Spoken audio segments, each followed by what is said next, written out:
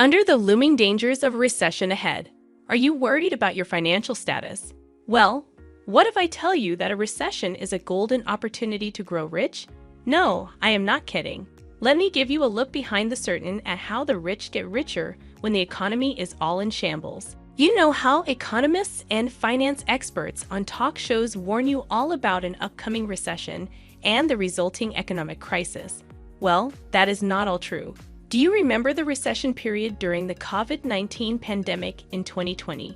While it was a time of high financial uncertainty for the common masses, the situation was exactly the opposite for the elite class around the globe. According to a report from the Institute for Policy Research and Americans for Tax Fairness, U.S. billionaires' wealth grew by more than $400 billion over that period. So, what does that tell you about recession and riches? So you might be wondering how the rich make more wealth during a recession.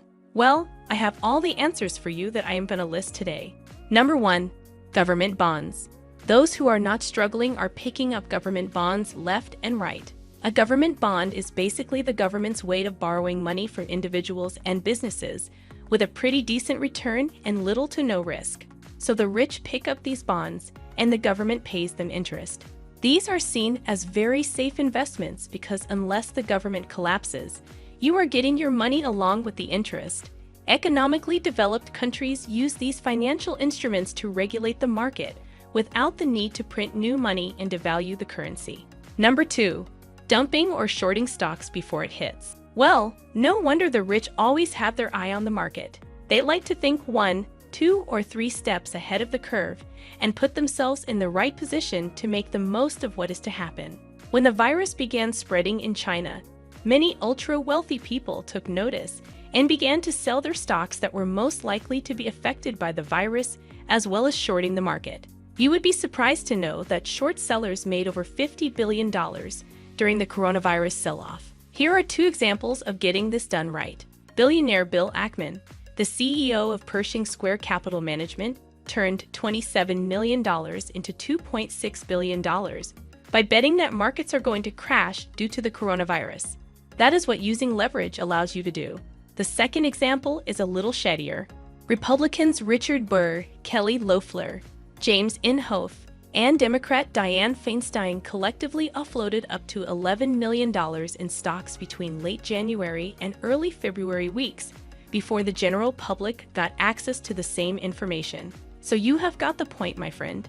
Having wholesome market information helps the rich to make financially wise decisions. Number 3, buying stocks at the bottom.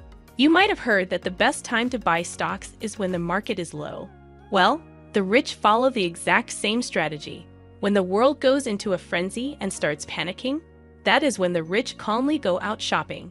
But instead of stocking up on toilet paper, they are buying shares of some of the biggest companies in the world at a discount. You see, a recession is basically a Black Friday sale for the rich. Number 4, government bailouts.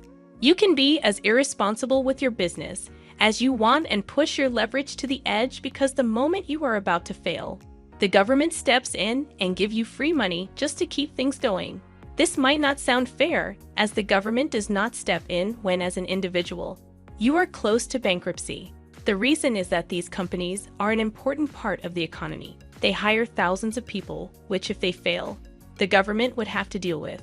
This is what happened with banks in 2008. The thing is, the rich have the ultimate safety net, the government. Even in a period of economic uncertainty, as in a recession, the government will eventually come to its rescue. Number 5, buying bankrupt companies. What if you are a large company and could purchase a large infrastructure, intellectual property, fully trained employees, and raw materials that you would normally pay a premium for at a fraction of the cost? Big companies are swimming in the market waiting for competitors or tangent businesses to collapse so they can pick up the scraps for cheap. Think of the airline or cruise businesses during the pandemic. They were hemorrhaging money because nobody was flying or taking a cruise. But that does not mean that ships and planes were not valuable in themselves. They just needed to be used. So the important thing is that the rich know when it's time to take the necessary action. Number 6, contracts with the government. In order to boost the economy, governments need people to work. They begin infrastructure projects and grant these contracts to businesses. The rich own most of these businesses, thus making even more money, but at least they are hiring people. And some of that money trickles down. The rich know that there is nothing more recession-proof than government contracts. Number 7. Buying real estate at cheap prices.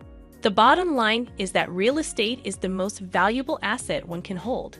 The rich multiply their wealth by using this asset efficiently during a recession. The process is simple. Recession leaves people scared and even jobless. People face more financial struggles as the economy contracts. Eventually, there is little demand for real estate from the masses. As a result, the prices drop because the common masses can no longer afford them. The rich come in and pick up everything of value at a fraction of the cost. Number 8. Low interest rates. Since the economy goes to a standstill mode in a recession, banks also lose money. So they do their best to pick up new businesses. They do so by lowering the interest rates. The rich with a great track record can simply borrow money for little to even zero interest rates. This is where having done this before and having your credit score ready comes into play as a massive competitive advantage. This allows them to refinance everything without worry. The bank will loan you money so that you can take advantage of the downturn in the market just because you have proven that you are able to pay it back. Number 9. Move money to tax havens to store value. One of the things that the rich fear the most is governments devaluing the money that they have worked so hard to get through inflation. Inflation comes as a result when new money is printed and floods the economy. For the past 100 years, this is the main play that governments have taken in order to stabilize the economy. Just print more. With more money coming into the market, there are high chances of devaluation and inflation. The rich see this coming and therefore look for ways to safeguard their investments. They take their money offshore and buy crypto or gold. They also diversify their currencies, purchasing less volatile ones, like the Swiss franc and Norwegian krone. Number 10. Renegotiate everything. The rich love to get the best deals possible, and a recession is the best time to negotiate. Everything you can get refinanced gets refinanced. Businesses are so desperate to keep their important clients that they would agree to terms they would not have accepted normally. So just by picking up the phone and renegotiating, the rich are not only increasing their returns, but also freeing up money on everything else on their list. The rich know that everything in life is negotiable. You are just not used to negotiate that much. Number 11. They purchase luxuries when others are forced to sell. Some particular art, collectibles, and premium properties rarely go on the market, but recessions are special in that sometimes. They force wealthy people to liquidate their luxuries in order to manage their struggling finances. That is when the rich pick up that rare Picasso they have been eyeing for years. Premium properties never hit the market like most of you are used to. The high brokers and real estate agents already have a curtailed list of customers who are notified that the said item or property might come up for a sale, and if they are interested in placing a bid. Usually, if it hits the general market, the first wave of rich individuals did not want it. So that was all from today's video. Want to know more about rich people and their mindsets? Then must watch this video. Thanks for watching.